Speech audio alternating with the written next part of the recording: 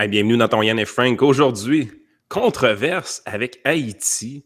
Eddie Van Roberge met le feu aux poudres, se fait répondre sur le site de Nouveau par une dame. Ensuite, Bocoté pète une fuse. Les nationalistes caribous québécois. Hey, là, le parti est pogné. Danny Laferrière envoie en bas. On est dans le Raw, les amis. C'est la WWE au Québec présentement. On parle de cette histoire à l'instant.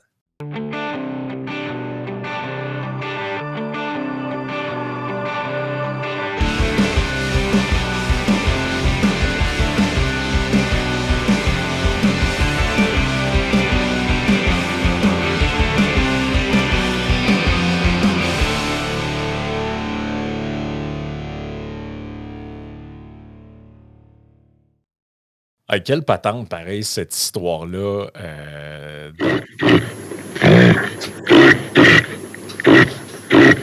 Fallait bien que je la fasse s'il y a de Ouais, l'invité. ben oui, tant qu'à faire, fallait bien faire. Mais c'est rare que. Comment je dirais ça? C'est rare que je lui donne raison sur certaines réactions, mais sur celle-là, je suis plus dans Team Caribou que dans Team Haïti, j'ai envie de te dire. Oh non, mais pour vrai, c'est juste un. Puis on va y venir progressivement, là, mais c'est juste une question à un moment donné de respect élémentaire. Là. Ouais. Je veux dire, si tu invites quelqu'un à souper chez vous, puis il crisse ses deux pieds sur la table, puis il crache dans la soupe, maintenant, tu ne le réinvites pas. T'sais. C'est juste une question de respect fondamental puis de savoir-vivre, mais c'est ça.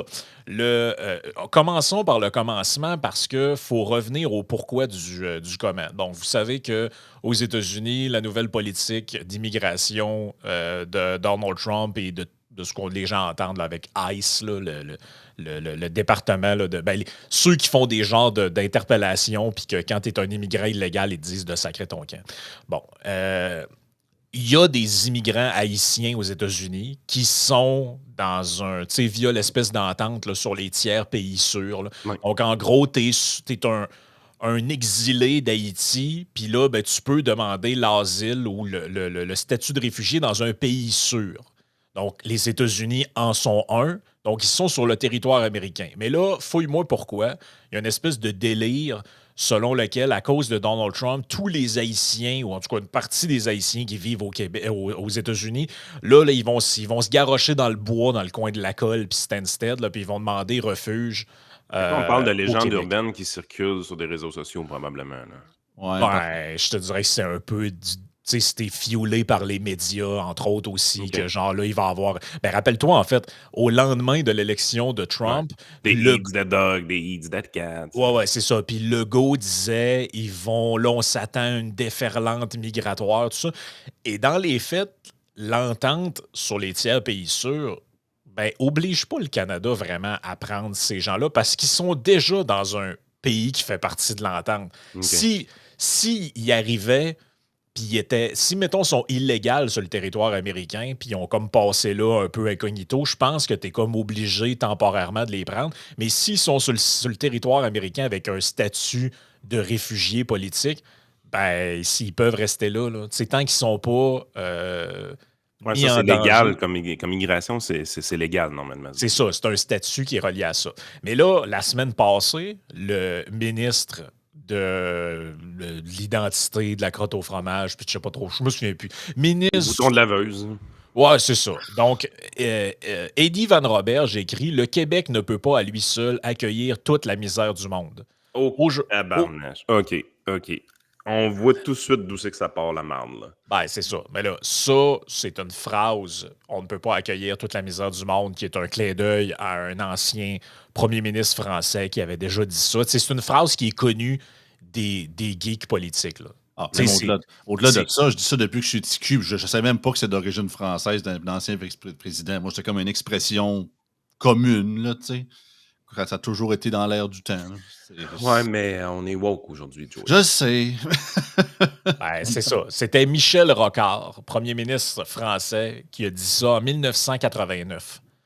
À l'époque, il y avait déjà des enjeux migratoires en Europe et il avait dit ça, ce qui est un constat un peu de bon sens, là, dans le sens que le Québec, on est une petite place de 8 millions de personnes Tu peux pas flooder le Québec de 15 millions d'immigrants sans Non. que ça. C'est pour Ben, ça écoute, que.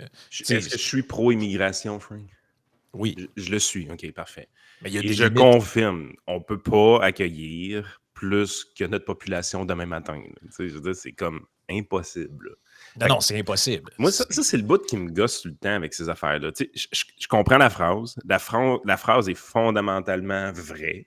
Parce que c'est vrai qu'on ne peut pas accueillir la Terre au complet chez nous. Là, tu sais, je veux dire, c'est une évidence mathématique pour quelqu'un qui a un cerveau qui fonctionne. Mais on vit tellement dans le politically correct que c'est des choses que tu ne peux plus dire aujourd'hui. Tu sais, C'est ça. des faits factuels qui sont vrais, je veux dire, double pléonasme, Oh oui. ben, on ne peut plus faire ça aujourd'hui. Ouais, c'est mal vu de faire ça. Puis ce qui est con, c'est qu'en repoussant la réalité toujours plus loin, ben, le problème ne va faire que s'accentuer. Puis les gens qui poussent à la censure, justement, puis au politiquement correct, vont chialer 3 fois plus que ça va 3 fois plus mal après. Ben, c'est ça. Sauf que là, Robert a fait ce qu'habituel. Parce que cette phrase-là, il l'a d'abord prononcée. Et ça, c'est comme son tweet où il s'explique de sa phrase. Et là, il a fait ce que d'habitude un politicien ne fait jamais. Il s'est pas excusé. Ben, écoute, Et je il suis a d'accord. double down. Ben, je suis d'accord avec lui. Je comprends. En fait, je comprends même pas comment on peut ne pas être d'accord avec ça, dans le sens que ce qu'il a dit, c'est juste un constat de bon sens, à savoir qu'à un moment donné, le Québec fait sa part. Il l'a fait pour vrai amplement. Là. Je veux dire, vous avez juste à aller à Montréal. Puis même, tu sais, je veux dire, maintenant, dans des places comme la nôtre, il y a beaucoup de nouveaux arrivants. Tu sais, je pense pas qu'on est une terre fermée comme le Japon. Il y en a beaucoup. Là. Non, la communauté haïtienne a été bien accueillie au Québec, puis c'est une diaspora qui est importante sur notre territoire. Là. Exact. Et là, donc, là, il revient là-dessus, puis il dit, bon, nous avons toujours été une société ouverte et généreuse, nous continuerons d'accueillir des personnes qui fuient l'instabilité et la détresse, mais nous devons le faire de manière responsable, dans le respect de notre capacité d'accueil et de la dignité de ceux et celles que nous accueillons. Bon, bref, il n'y a rien de scandaleux dans ce qui a été dit par Robert. Sauf que là, bon, on continue le fil des événements. Danny Laferrière, donc, qui est Danny Laferrière, l'écrivain, membre de l'Académie française, un monsieur de 72 ans, qui... Lui, il vit à Montréal, hein, c'est ça? Non, lui, il vit à Paris maintenant. Ah, OK. Ah. Ouais. En fait, c'est ça qui est drôle avec tous les grands personnages connus d'Haïti, Michael Jean, Danny Laferrière, ils ont tout un genre de mode de vie un peu princier Quand même, hein? dans un autre pays, mais ils tiennent beaucoup à leur pays d'accueil, mais je ne sais pas ce qu'ils font pour lui exactement. Ça, c'est un autre débat. Et donc, lui, il a passé, je vous mets juste l'image pour qu'on se remette bien dans le bain des événements, là. Mais lui, il est passé à Anne-Marie Dussault pour donner son opinion, en fait, sur cette histoire-là. Donc, ça, c'était une entrevue. Je m'excuse pour la capture. C'est pas moi qui ai choisi ça, là. C'est l'arrêt d'écran, là. Mais regarde là. Donc, là, on peut en écouter un petit bout, là. Mais elle le reçoit, puis elle lui demande son avis sur ce qu'a dit Robert. Donald Trump rejaillissent à nouveau dans la campagne fédérale. Cette fois, c'est pour un enjeu, dit-on, plus domestique. Comme nous l'apprenait mon collègue Romain Chué hier, plus de 250 migrants, surtout des Haïtiens, se sont présentés au poste frontalier de la Colle en fin de semaine. Ils sont près de 560 à l'avoir fait depuis le 1er avril. Et vous voyez le tableau indiquant les chiffres. Et en mars, c'était pas mal élevé. Donc, on voit que la tendance est à la hausse. C'est que des centaines de milliers d'immigrants avec un statut temporaire devront quitter le territoire américain d'ici le 24 avril. S'ils ne prennent pas de nouveaux statuts, le Québec demande donc aux partis fédéraux d'intervenir rapidement pour éviter un Roxham 2.0. On écoute le premier ministre Legault, le chef du Parti québécois. Non, on n'écoutera pas eux autres. Non, c'est quand même des hosties de limite, là. Donc, monsieur... non, bien là. Donc, on va écouter monsieur Legault. Non, laissez faire. Pour vous plonger dans un sommeil profond. Donc, vous avez compris que même elle pose la table, mais on ne sait pas trop si c'est vrai, en fait, cette affaire-là. C'était comme plus une peur qu'autre chose, finalement, parce qu'il n'y a rien qui nous dit que l'administration américaine là, va mettre 120 000 Haïtiens dans un container puis nous les envoyer. Il y a une tendance haussière. Il y a une tendance haussière qui est évidente. Par contre, quand tu compares ça aux chiffres du chemin Roxham, du temps que ça roulait à pleine porte, écoute, c'était quoi? C'était du 8 000 par mois, je pense, à Roxham, là? Ouais. C'était assez intense, là. Fait que, Sauf- tu sais, c'est pas encore la fin du monde, les chiffres qu'on voit là. Non, sauf que si tu as un crétin à la Trudeau qui fait comme il a fait en 2016, dire open, tu sais, nous sommes la terre d'accueil mondiale, puis il Là, envoie. là, il va en avoir en sacrament, là. Ben là, là, c'est le flooding s'en vient. Là. Donc là, c'est ça. Danny Laferrière entre en jeu. Qu'on retienne de votre réaction, c'est injuste, dites-vous, de traiter les Haïtiens de misère du monde quand nous savons qu'ils seront la richesse du Québec dans moins d'une génération. Vous avez entendu en rafale là, les politiciens québécois en manchette, les politiciens fédéraux. D'abord, qu'est-ce qui sous-tend votre réaction d'indignation? Hein? Pourquoi cette réaction? Bon, je connais l'expression la misère du monde. Elle n'est pas si insultante. Et c'est n'importe qui débarque un peu, n'importe quelle famille québécoise qui reçoit 12 par an un soir et peut dire je ne peux pas accueillir toute la misère du monde. Mais c'est que le ministre l'a dit 4 fois ou 3 fois dans une brève entrevue et quelqu'un d'autre m'a dit qu'il l'a entendu pendant toute la journée, pas le ministre, mais toutes sortes de personnes dire Oui. on ne peut pas accueillir toute la misère du monde. J'ai eu l'impression que c'était un motto. C'était la réponse officielle à ce problème. Ça veut dire on ne peut pas accueillir toute la misère du monde. Surtout que les Haïtiens seraient perçus, si c'était le cas, comme des miséreux de la misère. Et puis, qu'on ne veut pas voir. c'est pas comme C'est ça. Haïti. Ben là, Jeanne-Marie, puis je veux dire, arrêtez, tu sais, ils ont beau tourner autour du pot. Haïti, c'est le pire pays sur la Terre. là, à peu près. C'est ça, en tout respect pour le peuple haïtien. Si l'Haïti n'est pas considéré comme des miséreux dans un état de fait, il n'y a personne qui est miséreux sur la planète. Là. Non, mais le seul peuple qui doit être pire qu'eux autres, c'est le peuple de la Corée du Nord, là. Non, c'est ça. Puis c'est pas parce qu'on les aime pas, c'est crème, c'est un fait. Non, mais ça. Chris, la vérité, c'est la vérité, man. Ben, c'est ça. Ben, That's c'est it. ça. C'est ça. C'est un pays de merde. Écoute, ils sont sur une île. Il y a la République dominicaine à côté qui a des droits de propriété qui ont du bon sens puis qui a beaucoup moins de corruption. Puis c'est pas parfait. C'est sacrément pas parfait, la République dominicaine. Mais Ils sont Christy, 11 fois plus riches. c'est le même pays. Là. Il y a une ligne entre les deux. Même la République dominicaine est en train de construire des clôtures pour pas que ça traverse chez eux. Là. Oh non, je te le confirme. Je suis allé. Il n'y a pas juste une clôture. Il y a un sniper en haut. Tu sais, c'est le voisin. Là. Les voisins, ils veulent rien savoir d'eux autres. Puis c'est pas envers le peuple comme tel, mais c'est une place qui est corrompue depuis toujours. Il y a eu de la dictature, il y a eu, bon, c'est pas un podcast sur l'histoire d'Haïti là, qu'on fait, là, c'est un podcast, mais nonobstant des causes, là, puis c'est-tu à cause de ci, puis des Français, puis des Espagnols, c'est un peuple, je pense qu'on peut s'entendre là-dessus. Si la misère du monde existe, là, elle est à Haïti, OK? Pas uniquement, mais c'est une place. Puis comme mais mettons qu'elle a un nom, là, son nom, c'est Haïti. C'est ça. C'est essentiellement ça. C'est comme si... c'est comme si je te disais, l'intégrisme religieux. Dans ta tête, tu penses à quoi? Tu vas, Yémen, Arabie Saoudite, bon, Iran. Est-ce qu'en disant ça, tu t'en prends à Mohamed, pas tant de choses, qui travaille d'un shish kebab en Arabie? Ben non, tu parles d'un système, d'une société, d'une collectivité. Bon. Là, évidemment, ça a fait beaucoup réagir, même... je sais que notre ami Rémi Villemur a parlé de ça pas mal. Bon, ben, évidemment, tout le monde en a parlé parce que là, les gens se disaient, voyons, mais dans quel monde aseptisé on est rendu où juste le fait de dire, écoutez, les gens, il y a des gens qui peuvent immigrer au Canada, ils peuvent le faire légalement, ils peuvent le faire par toutes les voies officielles, mais ça reste que du monde qui arrive par le bois avec des valises alors qu'ils sont déjà dans un pays sûr sur une idée farfelue qu'ils seraient déportés par l'administration américaine, ben on peut en prendre un peu, mais on peut pas en prendre 100 000. Puis là, ben, s'il en rentre 500 ce mois-ci, 700 le mois prochain, 1200 le mois d'après, 3000 l'autre d'après, ben là, maintenant, tu perds le contrôle rapidement parce qu'il faut que tu les loges, il faut que il faut que les envoyer quelque part. Est-ce qu'ils sont là de manière permanente ou pas?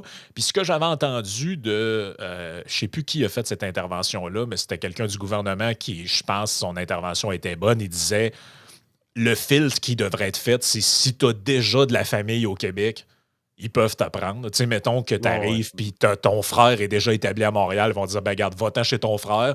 Il y a moyen d'arranger des heures. C'est plus facile. Si tu arrives puis tu n'as pas de famille ici, ben là, je veux dire, ils peuvent pas. C'est ce qui me fascine dans ce débat-là. Je regarde tout ce que tu nous dis, là. puis tu nous parles de faits vérifiables, tu nous parles d'éléments, d'enjeux pour le Québec en immigration, d'enjeux pour le fédéral en immigration, de capacité d'accueil, de comment on fait les choses. Ça, c'est toutes des affaires qui sont importantes d'avoir dans le sujet de discussion. La Ferrière, là, lui, il accroche le misère du monde, le symbole utilisé symbole. par Roberge. Tout le temps, le style de symbole. Au Québec, on fait rien que parler de style de symbole tout le temps, tout le temps, tout le temps. Pas capable de parler des vrais enjeux. Tu sais, moi, là, comment je fais pour savoir c'est quoi notre capacité d'accueil pour des réfugiés haïtiens présentement qui arriveraient des États-Unis? Est-ce que 500, c'est correct? Est-ce que 1500, c'est correct? Est-ce que 2000, c'est correct? Je ne sais pas. C'est le gouvernement qui peut nous le dire. Puis éventuellement, est-ce que c'est quoi les mesures qu'on doit prendre si on dépasse cette capacité d'accueil-là? Dire, écoute, on peut en prendre 2000 par mois, là, mais après 2000, on est dans la merde, ça ne marche plus, nos affaires. Fait que comment qu'on fait pour dire au 2001e que non, tu ne rentres pas? Comment ça se fait? Mais techniquement, cette affaire-là.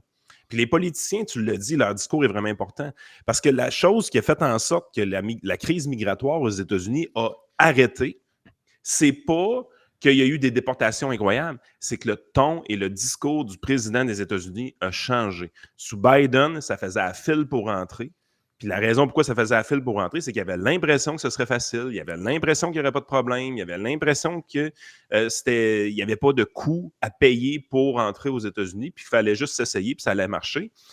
Tandis que sous Trump, les gens qui voulaient potentiellement migrer avaient l'impression que ce serait extrêmement difficile, que ce serait dangereux, qu'ils se feraient fermer la porte d'en face. Puis qu'est-ce que ça a fait? Ça a comme diminué de 85-90%, puis je pense même un peu plus à la frontière mexico-américaine. Exact. Puis tu sais, au travers de tout ça, puis je vais poursuivre ensuite, là, mais tu as un sentiment, aux États-Unis, tu le voyais beaucoup dans les sondages d'opinion. Là. C'est la raison qui explique aussi pourquoi beaucoup de Latinos américains ont voté républicain à la dernière élection, c'est qu'ils ont un sentiment d'injustice. Parce qu'ils l'ont fait comme du monde. Parce qu'eux l'ont fait légalement. Et tu as des gens qui sont au Canada qui ont contacté des entreprises comme Ready for Canada, qui est notre commanditaire, pour dire, ben, c'est quel papier que ça me prend? Comment je fais pour être légal? Là, tu fais ta demande auprès du gouvernement provincial, le fédéral doit approuver. T'es-tu parrainé par un employeur? Tu viens-tu travailler chez nous, contribuer, ou tu viens, genre, on sait pas trop ce que tu fais via un faux statut d'étudiant? À la base, le graphique qu'on nous montrait était correct, dans le sens, ils disent, voici les immigrants qui se sont pointés à Saint-Bernard-de-la-Colle, qui est un poste d'immigration comme tel, pour demander le statut de réfugié. Ça reste une bonne façon d'immigrer, cette façon-là. C'est une façon qui est approuvée, c'est une façon qui est reconnue, il y a un processus, ainsi de suite. Mais c'est parce qu'il ne faut pas qu'il y en ait 10 000 non plus. Là. Non, mais c'est ça. Mais c'est un peu ce que Paulus nous avait dit, puis Bernier en avait parlé aussi, de... Le problème, c'est qu'un coup, tu le demandes, ce statut-là, ils n'ont pas le choix de te prendre, puis c'est après, un coup ton dossier est analysé, whatever, quand, là, ils disent « Ah non, finalement, elle n'est pas reçue. » Mais là, il faut qu'ils te retrouvent sur le territoire. Ça se peut quand ils te mettent pas en prison en attendant. Là. Non, c'est ça. Et fait que là, ils sont où, ce monde-là? Puis on perd le trace. C'est ça. Et là, bon, bref, vous comprenez un peu tout l'enjeu, à quel point c'est... c'est un vrai enjeu, là. C'est définitivement un vrai enjeu. Je ne pense pas que cette histoire-là est fake, mais je ne comprends pas pourquoi le feu est pogné sur le symbolisme. Ben non, puis là, on parle... Tu sais, dans cette élection-là, là, on parle que de Trump, des tarifs, du CV de Carney, puis de je sais plus trop quoi. Et excusez-moi, là, avant tout ce délire-là, là, un des sujets principaux dans à peu près tous les pays occidentaux, c'était la gestion des frontières et de l'immigration. Ouais. Donald Trump était encore élu sur cette question-là, là, majoritairement. They're eating the cat and the dogs, là, ça sortait pas de nulle part. Ça sortait de l'histoire de... Comment ça s'appelait, la petite ville? C'est pas Springfield? Ouais, c'est ça. Je n'osais pas le dire. Je me disais, il me semble, c'est non, c'était Springfield. C'était Ohio, je pense. Ben, c'est ça. Donc, une petite ville de quelques milliers d'habitants où, du jour au lendemain, il arrive genre 2000 réfugiés. C'était 20 000, je pense. 20 000. Ben, une affaire qui n'a pas d'allure. Et là, les médias ne parlaient pas de ça. Mais pour que ça vienne dans l'actualité, ils ont commencé à dire qu'ils mangeaient les chats et les chiens. Puis là, tous les médias se sont mis à tiquer là-dessus. Bon, et puis là, il y avait des memes sur Internet, puis tout ça. Donc, la question de l'immigration, puis des frontières, puis de l'immigration légale versus illégale, ben c'est un gros sujet, c'est une grosse affaire. Mais là, on parle de rien dans cette élection-là. De rien. Carney, il a dit, ouais, non, on peut les retourner. Mais tu sais, on sait c'est le Parti libéral. Ils ne sont pas trop stables. Là. Ils ont fait un virage à 180 degrés sur cette question-là. Là, ils rechangent d'idée. Voulez-vous une preuve de ça? Allez sur Pilule Rouge aujourd'hui. Allez lire l'article que Maxime nous a préparé pour Daniel Smith puis Carney, leur affrontement. Daniel Smith dénonce haut et fort le double discours de Carney aller-retour. Là. Il dit quelque chose dans l'Ouest, il dit quelque chose de différent dans l'Est. Il dit quelque chose en anglais, il dit quelque chose de différent en français. Tu as toute la nomenclature de chacun des éléments qui se passent de ce côté-là. Carney n'est pas trop stable. Il dit tout et son contraire. Il a adopté pour la campagne électorale quasiment l'entièreté du plan conservateur, à part le définancement de CBC. Puis le reste, il fait semblant d'être un conservateur pour se faire élire. Je veux dire, sérieusement, quand tu dis qu'il n'est pas trop stable, là, il n'est pas trop stable pour de vrai. Là. C'est ça. Mais là, puis on va avoir 2-3 extraits après, là, mais ce qui a vraiment mis le feu aux poudres hier, puis qui a sacré la merde, c'est que il y a eu ni plus ni moins qu'une opération de gaslighting, ou, dans le langage Yann et Frank, la technique Madame Tartampion.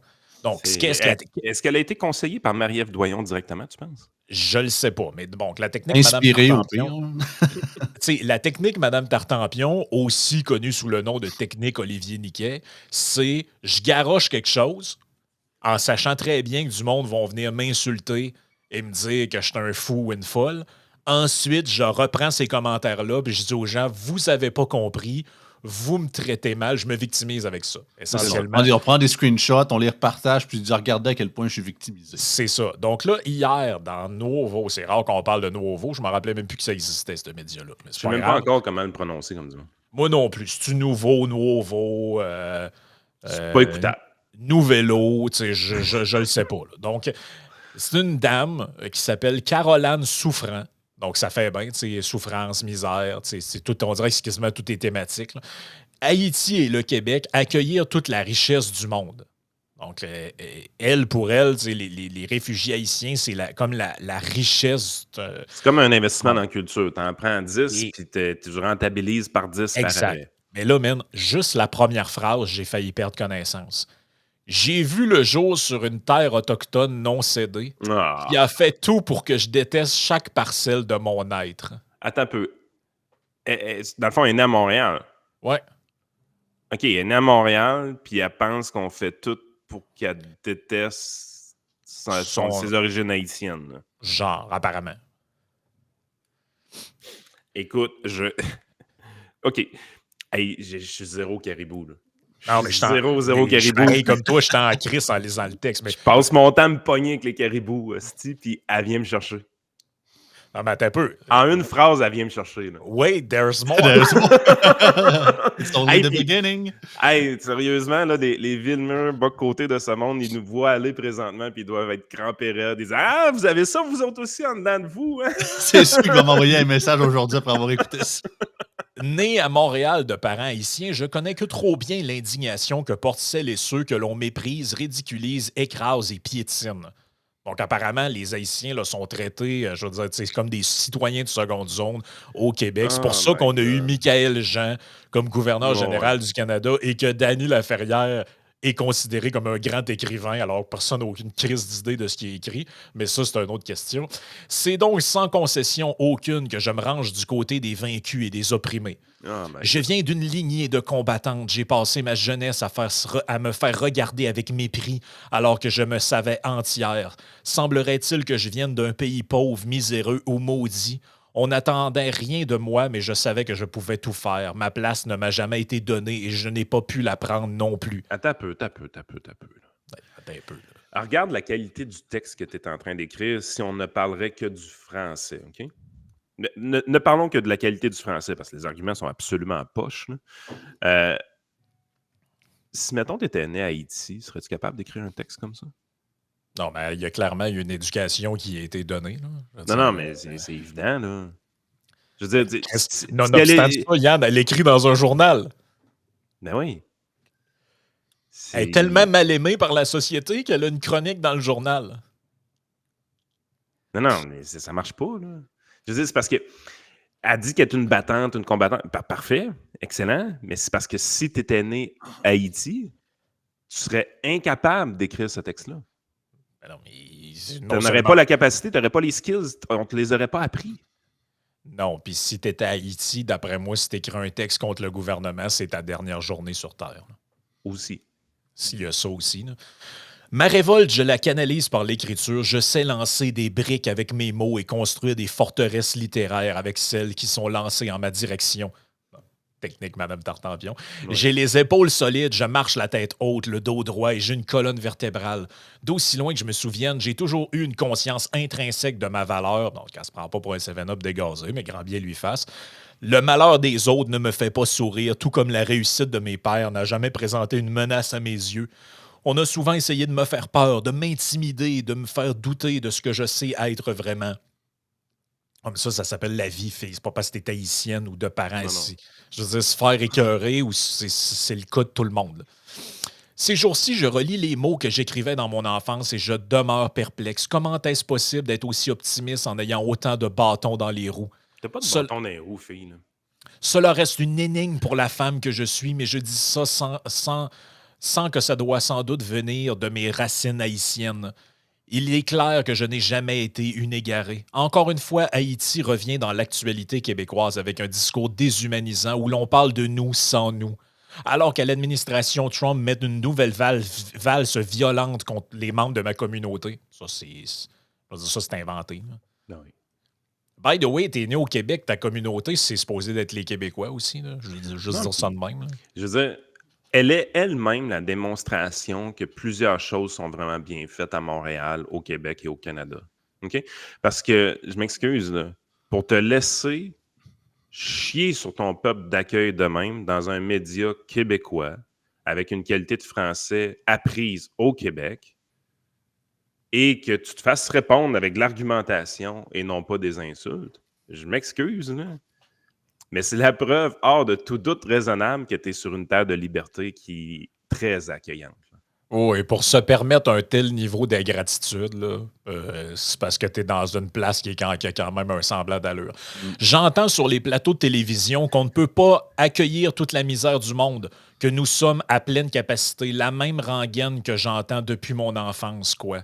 Pourtant, Haïti et le Québec, c'est une histoire ancienne. On me dit que je viens d'un autre pays, mais nous sommes nombreux à savoir que mon pays a été appauvri. Donc là, on retourne dans... C'est OK. pas de leur faute. Ça, c'est c'est de le notre... colonialisme. Là. C'est ça. Haïti, c'est de la merde, puis c'est de notre faute. Elle, si je fouille, elle a étudié à l'UQAM. Probablement. Le mais discours je- est je- très ucamien. Là. Combien d'intellectuels, d'écrivains, d'artistes et d'enseignants ont fui la dictature duvalieriste pour contribuer à l'édification du Québec moderne au cours de la Révolution tranquille? Là? Hey, attends un peu, toi, chose. Vous autres, vous pensiez que c'était René Lévesque, Jean Lesage, tout ça. En réalité, backstore, c'était l'intelligentsia qui avait C'était le fui père à Haïti. Makakoto. C'est ça, c'était le père à Makakoto qui a bâti la Révolution. Que tout le Québec moderne, c'est eux autres qui ont inventé ça. Université d'Ottawa, Yann, Ah, OK. est Ouais, étudiante c'est- en doctorat en travail social. Ouais, Ok. je savais qu'elle étudiait en sciences sociales, c'était évident. Là. Hey, mais là, la prochaine phrase, moi, me fendu en deux. Là. À vrai dire, sans cet exode des cerveaux haïtiens au cours des années 60, le Québec ne serait pas grand-chose. OK. Il y a eu une exode d'Haïti, c'est vrai. Est-ce que c'était une exode des cerveaux? Je pense pas. OK. Je pense pas. Puis pas en voulant dire qu'ils n'ont pas de cerveau. Là. Non, c'est ça. Juste en voulant dire que l'éducation des gens qui ont fui Haïti s'est faite au Québec. Là. C'est ça, on a poursu juste des universitaires. Là. On a, tu sais, je veux dire, c'est pas les ingénieurs qui ont fui Haïti qui sont arrivés ici. Là. Ah non. Pleinement formés, pleinement prêts à participer à la société. Là. C'est pas arrivé, ça. Là. Cette richesse dont le peuple haïtien a été dépossédé a été le socle de notre compréhension contemporaine de l'universalité des droits de l'homme. Fait que, tu sais, les droits de l'homme, là, la Déclaration universelle des droits de l'homme, ça, c'est quasiment Haïti qui a inventé ça, finalement. Mais tu sais, je suis d'accord qu'Haïti, c'est un peuple opprimé, mais il est opprimé par son propre gouvernement. Ah oui, il est opprimé par lui-même aussi. Tu sais, c'est à un moment donné, je veux dire... En tout cas... Les affaires de colonialisme, là, c'est fini. Là. Ça date. Là. Ben Oui, puis- oui, les Espagnols, puis les Français, puis bababa, puis bababa. Mais là, c'est parce que regarde la date, là, 2025. Là. Mais l'autre bord de l'île aussi était colonisé en passant. Là. Mais oui. Haïti a été une inspiration pour tous les vaincus, les opprimés et les autres damnés de la terre. Son histoire a forgé le Québec dans son identité. C'est Haïti qui m'a appris qu'on peut se sentir exister sans dominer autrui. Le peuple haïtien et sa diaspora ne doivent rien à la société québécoise. C'est le Québec qui devrait nous dire Ouais. merci. Gros gaslighting, man. Non, ça, c'est carrément... Elle veut qu'on tombe dans le panneau, là, tu sais. Ça, c'est carrément genre, regarde, vous m'avez accueilli, nous, notre communauté, ma famille, tout ça, je vous pisse dessus. Ouais. Puis là, j'attends les réactions, parce qu'il va en avoir. C'est clair qu'il va en avoir. Des il y en a eu. réactions. Il y en a eu. Des réactions de racisme décomplexé. Tu sais, retourne dans ton pays, puis c'est ce genre de truc-là. C'est pas la bonne voie, hein, by the way. Ben non, sérieusement, je vous le dis, là, si vous faites ça, vous lui donnez exactement ce qu'elle veut. C'est l'objectif. Ce texte-là est tellement débile qu'il ne peut avoir aucun autre objectif. Ça vise pas à faire réfléchir. C'est comme si tu accueilles des gens chez vous, puis ils te disent, regarde, tu devrais me dire merci d'être venu manger la bouffe que tu m'as donnée. Tu devrais me dire merci d'être venu coucher dans le lit dans la chambre d'amis. Tu devrais me dire merci d'être venu chez vous. Ça fait très J.D. Vance. Ben là, à un moment donné, tu ne peux t'attendre qu'à autre chose que la personne dise, ben, sais-tu quoi, c'est la dernière fois que tu viens. Ben, je pense que son objectif derrière ça, parce qu'elle doit être une militante du racisme systémique. Puis elle a pogné un gros poisson, là, parce que là, il y en a un qui a pogné l'hameçon, ça n'a pas été long. Là. Ah ouais, bon, fait que un certain bas côté, j'imagine. Oui. Fait qu'on a 3 extraits avant de passer à Patreon. Ça sont quand même un petit peu plus longs, mais écoute, t'as tout dit. Fait qu'on commence avec le On va finir l'histoire comme il faut. Je vais me contenter de la citer parce que c'est probablement le texte haineux anti-Québec ou raciste anti-Québec le plus fort que j'ai vu dans ma vie. Le texte commence ainsi. « J'ai vu le jour sur une terre autochtone non cédée qui fait tout pour que je déteste chaque parcelle de mon être. » Donc, le Québec n'existe pas, c'est une terre autochtone non cédée. Et par ailleurs, c'est une terre fondamentalement raciste qui la pousse à se détester elle-même. Elle nous parle de l'apport des Haïtiens dans l'histoire du Québec, puis effectivement, dans les années 60, il y a un peu d'immigration haïtienne. Elle nous dit, à vrai dire, sans cet exode des cerveaux, ceux qui ont fui Duvalier, au cours des années 60, le Québec ne serait pas grand-chose. Donc, le Québec, c'est rien sans l'apport haïtien dans les années 60. Cette richesse dont le peuple haïtien a été dépossédé a été le socle de notre compréhension contemporaine de l'universalité des droits de la personne. Donc, sans l'apport de l'immigration haïtienne, les Québécois ne comprendraient rien aux droits de la personne. Haïti a été une inspiration pour tous les vaincus, les opprimés et les autres damnés de la terre. Son histoire a forgé le Québec dans son identité. Alors, moi, j'ai tout le respect du monde pour Haïti, les Haïtiens, mais est-ce qu'on aurait la politesse de ne pas nous faire croire que sans Haïti, le Québec ne serait rien du tout? Or là, ce que nous dit cette dame dans son texte, elle nous explique que les Québécois laissés par eux-mêmes, c'est une collection de ratés, racistes, qui occupent un territoire qui n'est pas le leur. Mais heureusement, grâce à l'immigration au Québec des exilés du régime Duvalier, on est un peu quelque chose. Et d'ailleurs, elle termine le texte. Il a raison. Permets-moi de le citer. Le peuple haïtien et sa diaspora ne doivent rien à la société québécoise. Plutôt, c'est le Québec et le monde entier qui devraient nous dire merci. Alors, c'est... Pour vrai, si son but à cette fille-là, c'était de créer de la viralité, elle l'a clairement réussi. Oui, parce que son truc, c'est du gaz. C'est incroyable comme gaslighting, là, ce qu'elle a fait. Mais si son but, c'était d'interagir de manière intelligente avec des gens, honnêtement, je veux dire, regarde, je donne le bénéfice du doute aux gens, mais pour vrai, dans son cas à elle, c'est tellement gros et méprisant envers... Tu sais, je veux dire, moi, demain matin, si j'émigre aux États-Unis, là, je passerai pas le reste de ma vie à dire « Les Américains, c'était tous des cons avant que j'arrive. Une chance que je leur ai apporté à la civilisation, esti. » Puis qu'avec moi, ils ont enfin compris, tu sais, l'apport de 100 Québécois, là, ça les a enfin humanisés. Ils ont enfin compris, tu sais, puis vu la révélation. Puis avant que les snowbirds arrivent en Floride, là, c'était toute une gang de sti de ratés. Les Québécois, nous autres, on leur a amené la lumière au bout du tunnel. Ça fait tellement pas de sens. Mais tu dis à quel point, genre, à quel point vous vous prenez pour ce que vous êtes pas pour tenir ce genre de propos-là. Non, c'est ça. Regarde, on continue. Il y a quand même des limites à cracher au visage du Québec. C'est un texte raciste, c'est un texte anti-québécois, c'est un texte haineux, mais vu que ça crache sur les Québécois, eh bien, on présentera pas ça comme tel, puis on peut le publier librement dans un journal. Moi, je veux rien interdire, hein, ils peuvent le publier s'ils veulent, mais qu'ils assument de publier des textes racistes. Mais être raciste contre le Québec, c'est pas grave, ça passe. Je devine même que c'est une marque d'humanisme. Merci, merci, Nouveau. En tout respect pour l'indignation sentie de Mathieu, des fois, il y a des propos qui sont tellement ridicules qu'ils méritent pas non plus qu'on s'y attarde. Non, je suis pas d'accord. Parce que ça, si c'est quelqu'un très disait québécois, ça ça. contre un autre groupe que les Québécois, contre les Haïtiens, contre, je sais pas, les Malgaches, contre les Péruviens, contre les Chiliens, eh ben ça, on en parlerait, puis la télévision, la radio-télévision fédérale en parlerait sans arrêt, puis à la matinale de Radio-Canada demain matin, on en parlerait, et puis Marie-Louise Arsenault en parlerait, puis il oublierait pas d'en parler, puis de s'indigner, puis nous vomir dessus à même les fonds publics.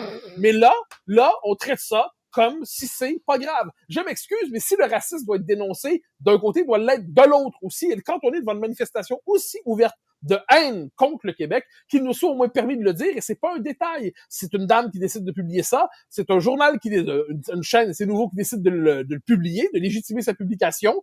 C'est ensuite des gens qui nous disent, en tout respect, cher Emmanuel, que c'est pas assez grave pour qu'on s'en occupe.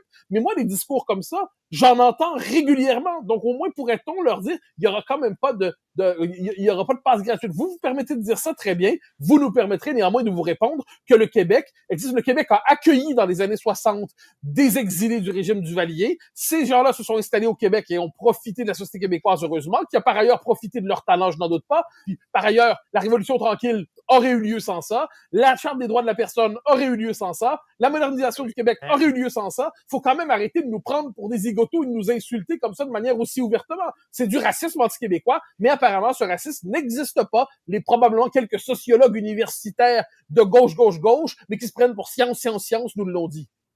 Écoute, La fin magique de ça. il y a une partie de son intervention que je fais attention quand même, c'est que le danger de ces affaires-là, là, on l'a dit un peu tantôt, là, c'est de lui répondre par du racisme. Ça, si toi, t'arrives puis tu t'en vas exprimer, Chris d'Haïtien, retournez chez vous, là, toute la gang, Chris, ça, c'est un conteneur, puis Ouais, ça, connaissez c'est la la gang. réaction. Ben, c'est ce qu'elle veut. Ça, c'est stupide. OK? Ça, c'est complètement stupide. Et la généralisation aussi. Moi, je suis pas certain que les gens qui arrivent d'Haïti, qui ont établi leur vie, qui ont élevé leur famille, qui ont eu un certain succès, sont tous d'accord avec elle. Il ne faut pas tomber non plus dans la généralisation de penser que le peuple haïtien pense tout comme elle. Okay? Ben, je pense pas, mettons, qu'un Georges Larac dirait ça. Fondamentalement, là, à la base, là, quand tu arrives, tu commences avec les terres non cédées, puis tout, tu vois tout de suite que tu as affaire à une militante. Là. Ben oui. Fait que, moi que Mathieu tombe dans le panneau, non, il ne tombe pas dans le panneau, qu'il l'attaque puis qu'il lui réponde, je pense que c'est sain. Parce que Mathieu dit aussi qu'il trouve qu'elle a le droit de le publier. Puis le Nouveau a le droit de le publier, ce texte-là, puis même le légitimiser en le publiant. La réaction niaiseuse dans l'histoire, c'est Emmanuel Latraverse. De dire, écoute, c'est un peuple opprimé, on peut les laisser s'exprimer sans leur répondre. Non, c'est ça une démocratie vivante, Emmanuel. Tu veux une démocratie vivante, mais tu veux des gens qui s'expriment dans un journal, tu veux des gens de l'autre journal qui lui répondent, et tu veux que ça se fasse dans la civilité. Parce que Mathieu vient de répondre à cette dame-là dans la civilité. Il n'a pas été raciste envers elle. Il n'a pas dû prendre ses conteneurs et de décalisser. Il a été intelligent dans sa réponse et tu as besoin de plus de Mathieu Bock-Côté là-dedans. Parce que si les Mathieu Bock-Côté ne lui répondent pas, ne s'expriment pas, vous allez avoir les vrais racistes qui vont lui répondre. Vous allez voir des capitaines ad hoc faire de la merde avec ces affaires-là pour de vrai. OK? Fait que c'est important que des gens intelligents lui répondent. Emmanuel Latraverse est complètement dans le champ. Ce qui tue le Québec, là, c'est cette mollesse-là. Ça tue le Québec. On refuse d'aller dans l'argumentation intelligente parce que, je comprends qu'elle n'a pas raison, mais elle a le droit de s'exprimer. On ne devrait pas lui répondre. Non, Chris! C'est justement ça le point. Si elle a le droit de s'exprimer, on est dans une terre d'accueil, on ne veut pas la censurer, j'en suis, mais j'ai le droit de lui répondre et ma réponse ne devrait pas être censurée non plus. Non, puis tu sais, de toute façon, au final, là, parce que, écoute, regarde, mets ton dernier extrait. Il est très court, fait que ça ne sera pas aussi long que les autres. Là, en fait, c'est qu'il lance une dernière flèche à Denis Laferrière. Une chance qu'on a eu Denis Laferrière, sinon, mon Dieu, on serait dans la merde. Parce que sinon, on ne se serait pas fait traiter de consanguin à la télévision française. Heureusement que Denis Laferrière nous a traité de consanguin à la télévision française, sinon on aurait oublié de nous insulter aussi. Merci, Denis. Ah oui, parce que ça, c'est arrivé aussi. Là. Denis Laferrière, qui était sur une TV française, puis qui dit au Québec, les gens ils ont tous marié leur cousine. Tu sais, à un moment donné, comment je dirais ça? Tu sais, les gens de certaines communautés ne veulent pas que les gens qui ne sont pas de cette communauté-là parlent d'eux d'une certaine manière ou utilisent leur langage. Si on connaît tous les trucs, là, Ben oui. ben ça vaut un peu pour tout le monde. Tu sais, moi, si je vais dans un autre pays ou je suis dans une autre culture, je vais me garder une gêne par rapport à certains trucs, que ce soit vrai ou pas, parce que un moment donné, tu te dis, regarde, c'est pas tes affaires à toi, ça. C'est ça. C'est pas. Tu sais, je ferais pas. J'irais pas, mettons, avec des Russes faire des jokes d'alcooliques. Tu sais, dire qu'ils sont tous alcooliques, c'est tous des ivrognes, tout, tu te dis, bon, c'est un peu un cliché par rapport aux Russes. Que eux fassent ça entre eux, c'est leurs affaires. Mais quand t'es extérieur à ça, puis que t'es surtout invité à participer à la collectivité, tu dois, à un moment donné, garder une certaine forme de respect. Ben, c'est comme dans le trio économique. À toutes les fois que Vincent dit que t'as fourré ta cousine, tu le tolères parce que c'est un ami, mais il faut pas qu'il aille trop loin. Tu as mis quand même des limites à ta sœur. Ça, tu as dit, non, ça, tu n'as pas le droit d'aller là. Puis Exact, Vincent exact. essaie de le respecter. Ouais, c'est ça. Mais comme Vincent est mono-joke, ce truc-là revient souvent. Tu sais. C'est ça. Fait que c'est ça. Mais, tu sais, je veux dire, puis le pire dans tout ça, c'est qu'elle s'en rend même pas compte. Mais à quel point le propos qu'elle tient est non seulement méprisant pour les Québécois, les gens qui vivent ici depuis longtemps, là, les Canadiens français de souche avec des ancêtres français de France, là, OK? Bon, qu'on se comprenne de quoi qu'on parle, mais aussi pour toutes les autres communautés qui sont venues. Tu sais, il y a eu des vagues d'immigration Ah oui. écossaises au Québec. Moi, j'ai une partie de ma famille, c'est des Italiens qui sont venus au Québec. Il y a des gens qui ont des ancêtres irlandais. C'est quoi? Toutes ces vagues-là, c'était de la merde, ça n'a rien apporté. Une chance qu'on a eu les Haïtiens pour nous amener non, c'est la ça. démocratie, les droits de l'homme. Puis, En tout fait, ça, c'est que cette femme-là, sans s'en rendre compte, est la démonstration hors de toute raisonnable qu'on fait des choses de bien au Québec. On a des droits de propriété solides, on a des droits de la personne solides qui permettent à tout le monde qui vient d'un milieu défavorisé, qui a été moins chanceux dans la vie, qui a eu à quitter son pays natal, qui était dans l'extrême pauvreté, puis aller s'établir ailleurs. On a eu la capacité d'offrir à cette famille-là une possibilité d'envoyer leurs enfants à l'école. Puis tellement qu'elle s'est rendue à l'Université d'Ottawa, tellement qu'elle est doctorante présentement, ou elle essaie de faire un doctorat, et on lui permet même de s'exprimer dans les journaux. Je veux dire, si ça, c'est pas le rêve américain ou le rêve canadien, là, de partir au plus bas de l'échelle et d'avoir l'occasion de monter chacun des échelons tranquillement, pas vite, à ta façon, puis de permettre à la génération suivante de monter les échelons encore plus haut que toi. Si ça, c'est pas le rêve canadien ou américain, là, ben je m'excuse, vous êtes vraiment, vraiment des ingrats. Là. Ah non, c'est ça. Je pense que c'est ça qui nous met Parce le qu'en fou derrière, en c'est de Haïti, l'ingratitude. l'ascension sociale de sa famille n'est tout simplement pas possible à Haïti. C'est la raison pourquoi ils sont pauvres. Exact. Ben, c'est ça. C'est exactement ça. C'est la différence entre nos deux pays. Là. Écoute, je remercie nos deux autres commanditaires rapidement, puis après ça, on va s'en aller sur Patreon parce qu'on a l'idée. En fait, au départ, aujourd'hui, on voulait parler évidemment de l'élection. Il y aura débat des chefs ce soir. On va être live pour réagir en direct, donc on aura amplement le temps d'en parler. Mais sur Patreon, on parle des derniers développements de la campagne, là, les trucs à suivre aujourd'hui. Donc, Ranch Brand pour avoir vos vêtements du brand country numéro 1 au Québec et au Canada, entreprise québécoise, canadienne. Yann 10 pour avoir votre 10% de rabais, le code promo, et TLF Dessin pour tous vos besoins en matière de construction, les plans 3D, les dessins industriels. Donc, c'est l'entreprise à aller voir, TLF Dessin. Et nous autres, on se retrouve derrière le paywall. Donc, Patreon, vous avez encore le code promo Carnet. Mais c'est juste un R, même si je l'ai roulé. Donc, Carnet, le code, la seule fois que Carnet va vous faire économiser de l'argent dans votre vie, à un coût qui va être élu, vous allez en perdre. Mais maintenant, il vous permet d'avoir un rabais de 50% sur votre mois d'abonnement pour le Patreon. Donc, abonnez-vous, il y a encore pas mal de discussions qui s'en viennent.